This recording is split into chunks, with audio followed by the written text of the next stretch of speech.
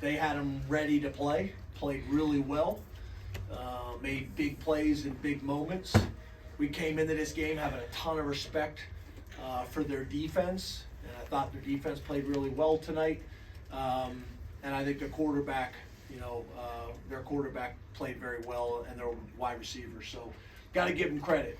They played really well. They made critical plays at big moments in the game.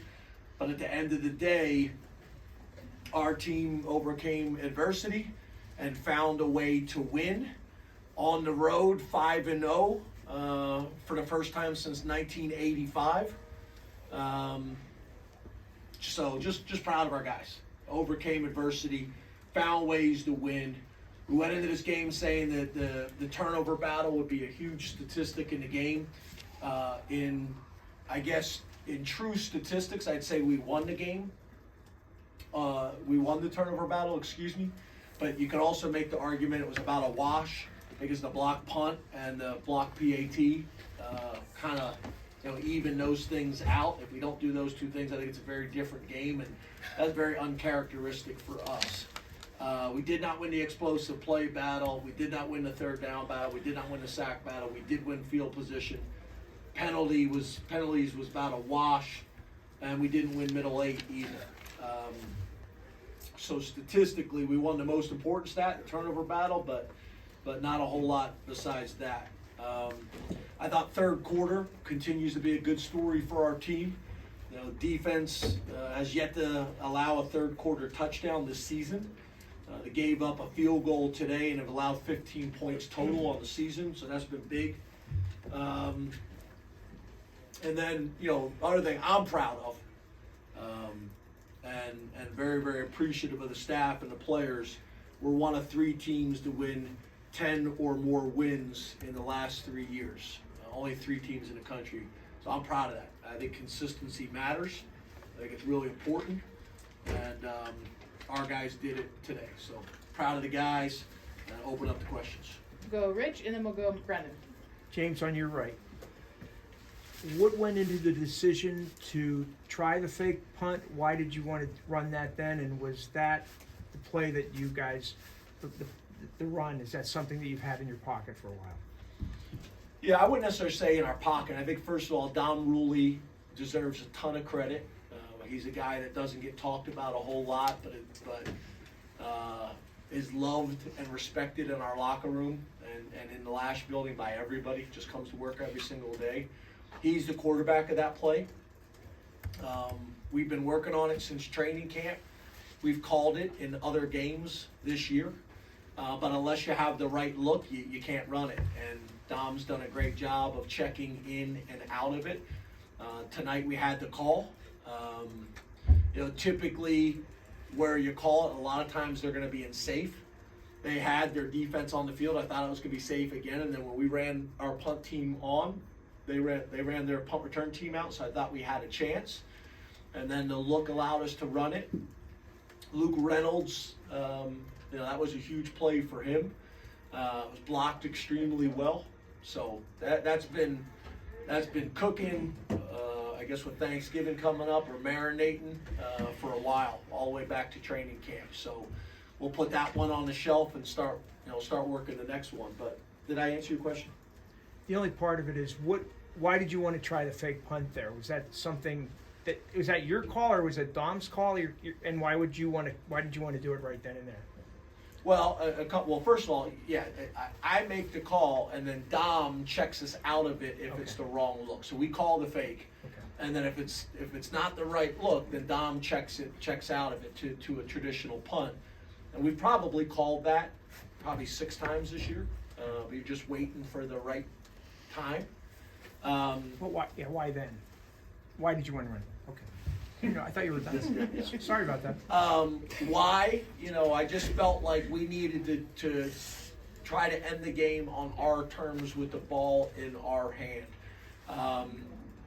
Give them a ton of credit. They did a good job of producing yards and finding a way. Their field goal kicker, was back to the guy from last year. I think he was the kicker.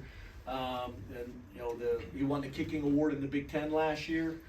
Started out the season a little bit rocky, but was kicking the ball very, very well tonight. And the second half of the season, he's been kicking it well. So I just felt like we needed to be aggressive and end the game on our terms with the ball in our hands. And those things, I've told you guys before, I'll click over and talk to the defense as well and get their thoughts. Just proud of our guys. Brennan the Johnny. James, how do you assess Drew's play, Aller, in this game? It looks like there were times where he wasn't as sharp as normal, but when you needed plays, he was able to kind of do what he needed to do. I think that's fair. I think early on in the first half, we gave up some pressures and some sacks that we shouldn't have, like guys running clean that based on our rules shouldn't have been running clean, and I think that frustrated him a little bit.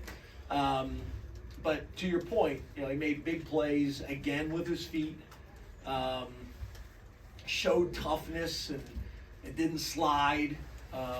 And we want him to slide. We don't necessarily teach the slide. I think you guys see we teach what we call the grenade, where he goes down kind of head first and protects himself, but you don't lose any of the yardage by doing it. But tonight he played to win at critical times. He made big plays. That play there at the end between him and Tyler Warren, that's a coach's dream, right? Like, you call it, the play's not clean, he goes to the backside. We make the surrender call, which means once you get the first down, get down, whether you can score or not. Tyler Warren does exactly the way he's coached, shocker. And Drew finds a way to extend the play, and we're hoping to hit the back in the flat there. Drew extends the play and then finds Tyler on the backside. So, I would agree with you. I think there was some times where, when you're the quarterback and you're expecting things to be picked up, and guys are coming clean, you got to keep your poise and composure right there. And I thought for the most part he did that. Johnny then Neil. James in the middle down here. Sticking with that final play, the decision to go for it on fourth down instead of kicking the field goal, how did you guys determine what you were going to do there?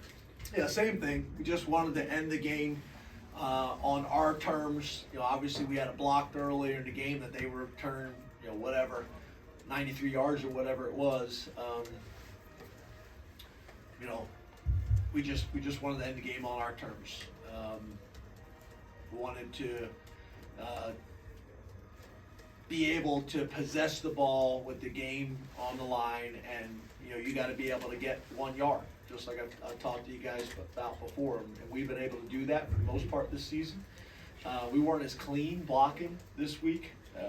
Again, give them credit, but it just came down to us, wanting to end the game on our terms. Neil and Shane.